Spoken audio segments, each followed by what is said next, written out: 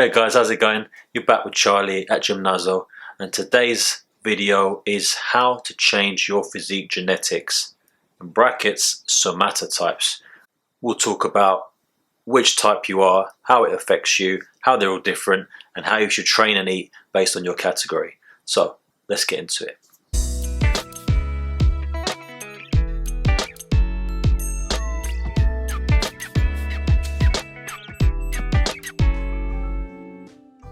So we're back with another video. Somatotypes. It is a preconceived genetic structure category that everyone falls into. This video will explain how you should structure your lifestyle, training, nutrition based on your somatotype. They determine your natural body structure and composition. This includes body fat, muscle mass, and bone structure. Somatotype by definition was invented in the 1940s by an American scientist, William Herbert. Let's jump straight into the three categories that Herbert came up with. Firstly, ectomorph. On a side note, I feel like I'm predominantly ectomorph, so I might have a bit more to say about this category than the others. So let's do it. An ectomorph would be considered the skinny, slim type. So generally long limbs, slimmer bone structure, longer face, higher forehead, very low body fat, lowish muscle mass naturally, and a high metabolism. They are hard gainers, meaning they struggle to gain weight. And what should you do if you are an ectomorph and you're looking to put on some mass, get stronger and bigger? Firstly, it's one word, it's three letters, it's eat. You have to eat plenty of macronutrients, proteins, carbs, fats, plenty. I think what most ectomorphs really struggle with, I think what most people struggle with generally, is really understanding how they should eat to achieve their goals.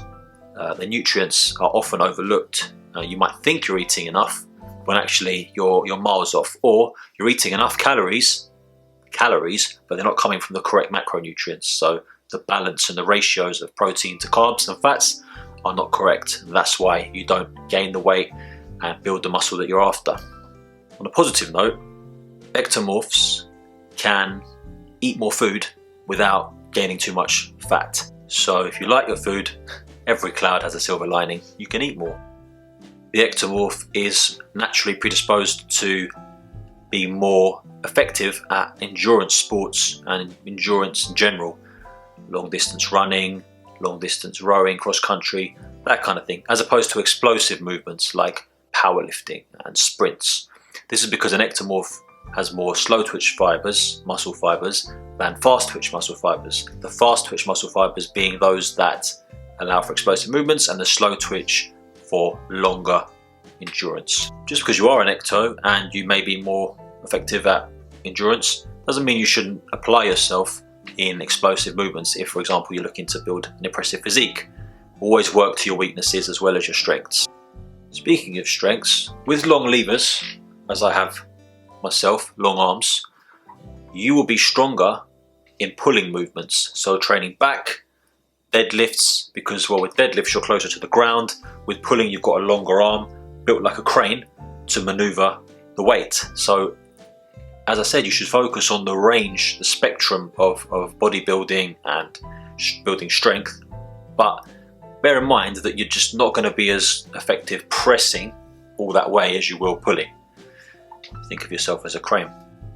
An interesting analogy is when I was moving home, the removals company sent two guys. Now, one was stocky, under 6 foot, but just built like a brick shit house. You thought, this guy's strong, you could see it. The other guy was just over 6 foot and he was lanky, skinny, long arms, long legs, just didn't look as strong. And the way they maneuvered our furniture out the flat was really impressive, because you could see how one, the big stocky guy, was pushing and the long, taller, lanky guy was pulling, and working in tandem they were like a machine, and they got the equipment out of the furniture out of the home. This can be applied into your training as the ectomorph. Longer levers, more pulling, stronger and really work to build your back through pulling exercises and deadlifts to work the posterior chain.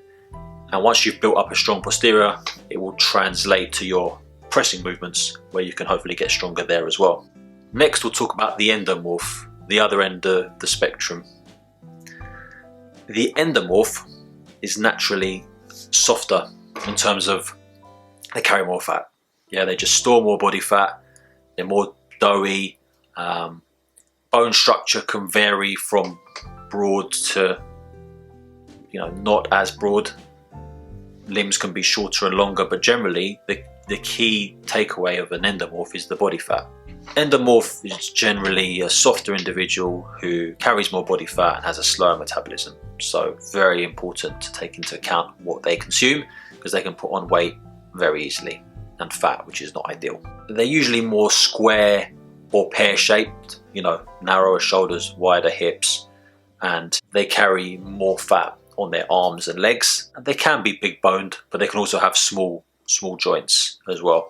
An endomorph can have a high muscle mass, but you may not be able to notice this under all the layers of fat. A positive about being an endomorph: with the weight and the mass that you have behind you in your physique, it would give you more strength to move weight in the gym. So obviously it's the muscle that contributes to the majority of how much power you have to lift, but having weight on your body, whether it be fat, allows you to anchor yourself. It allows for more dense pillars of strength. So if I've got an arm and layers of fat over it, it just makes you stronger and more stable under heavy weight. So with that in mind, as an endomorph, you want to use that knowledge, and you want to use that genetics that you've been blessed with, and move heavy weight, because the more muscle you build, the higher your metabolism is going to be and the more fat burning capabilities you'll have. In terms of nutrition, a stricter diet will be essential, and in order for you to achieve your goals, consistent calorie deficit, so being under how many calories you burn in a day from the appropriate macronutrients, combined with a good weight training regime and plenty of cardio. Not just cardio, but including cardio, being more active in your day-to-day, more walking, jogging, anything that you're capable of doing. Throw it in there and you'll achieve what you need to achieve. As an endomorph, you have more energy to burn, so your training can be longer and more intense than, say, an ectomorph, because they need to conserve calories if they're not eating enough, because they'll be burning too many, whereas you have more fat to use as energy. So by eating appropriately and training appropriately, you can metabolize that fat, burn it, and build more muscle in the meantime, sculpting a wonderful physique. And finally, the mesomorphs, or lucky bastards as I like to call them. These guys just have to look at a gym and gain mass. Genetically, the mesomorph is the most physically dominant specimen of human, male or female. You'll find broad shoulders, thick bone structure, high muscle mass. Generally, sometimes they'll have bigger heads, they'll be a bit stockier, wider, average limbs, not long, not short, and just a good combination body composition of fat, muscle, and bone structure. The muscle bellies tend to be more rounded, which means, so when you have the muscle belly, that's the actual muscle, and either end of the muscle you have tendons. So an ectomorph, for example, would have longer tendons and smaller muscle bellies, which limits how much muscle they can gain. A mesomorph would have shorter tendons but longer muscle bellies, allowing for more muscle gain potential. They're, average, medium to large in build, and in my opinion, physically the ideal. Mesomorphs just find it easier to build muscle, simple as that. I've known guys to have, really basic diets involving junk food and eating whatever they feel like eating, with average, training sessions and intensity and volume, and they sport really impressive physiques, that is usually genetics. Albeit in their 20s, as you get older, doesn't matter what categories, somatotype you fall into, age will catch up with you. So nutrition, training is going to have to be much more considered as you get older. Even the mesomorph. As I said, mesomorph is probably the ideal physique. However, some sports would require a different build for the athlete to be optimum. A stocky, muscular physique might not benefit every single sport. So that's where you might want to be an ectomorph for long distance running, or you might want to be an endomorph for some kind of wrestling where all that weight would really benefit. Pros and cons. At this point, small note, these categories have been created by people, by a scientist. Everyone's different, so you can technically fall into 2 categories, probably not all 3, but you could be, for example, like me for example, I'm an ectomorph. I'm long-limbed, small wrists, small ankles, you know, quite slim, but I'm fairly broad for a slim guy. A broad shoulder is something that categorizes a mesomorph, so in some ways you can cross over somatotypes in the same way you could have a mesomorph who's up top just built, short limbs, big muscle bellies, but with skinny legs, genetically as well. So the lines can't be blurred.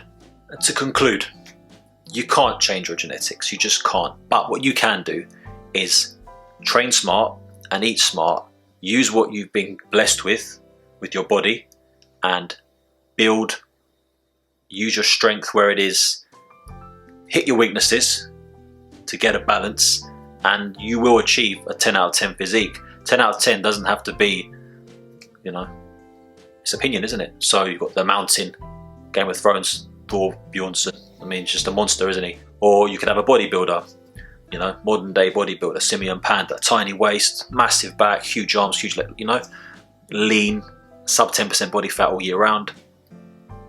Whatever, and they're totally different body types. So if you apply yourself with the appropriate nutrition, good training, you will achieve something quite impressive. And give it time, learn about yourself. In the process, you know, you will find what works for you. Certain sports and certain activities will always be a struggle for one and easy for another. That's life. That's the yin and yang. That's the balance. Find what works for you, stick to it, be consistent, and you'll achieve the body and the physique that you've always wanted. Above all, do what makes you happy. Work towards an active lifestyle of balance that puts you in a good mindset and keeps you happy, as well as an impressive physique. Thanks for watching, guys. Always appreciate you staying to the end of the videos. Hopefully it won't be so long before the next one. I'll try and get videos out more regularly, and maybe even the beard will be gone by then. I'll see you next time.